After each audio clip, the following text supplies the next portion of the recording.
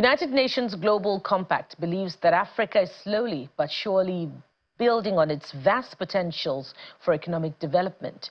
In an exclusive interview with Channels Television, the Chief of Governmental Relations in Africa at UN Global Impact, Ms. Tolulope Tamoka, revealed that accelerating the continent's development is at the core of the Global Africa Business Initiative.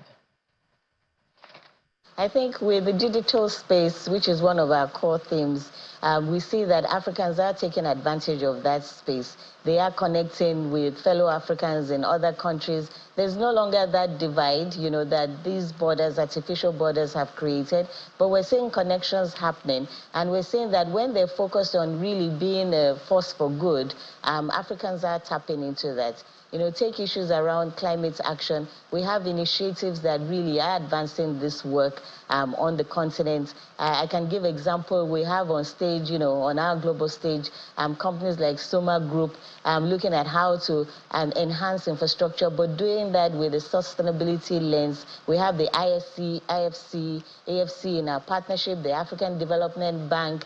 And I think once, the business leaders talk to the DFIs and also talk to governments, and that's a unique piece that we bring in. We bring in the policy makers. Over the past 3 years, we've had conversations with over 10 heads of states in our midst. And that's why we convene also in New York on the back of the UN General Assembly, because heads of states are there. Sometimes it's difficult for business leaders to have that opportunity to talk about their pain points, the enabling environments that they need, the policy regulations and reforms that sometimes hinder them from being able to go an extra mile in bringing about, these sustainability changes. But when we bring them sitting next, side by side, just as you and I are sitting, with the head of state of Nigeria or Botswana, as we've done in previous years, then, connections are formed and change and progress can happen for the continent.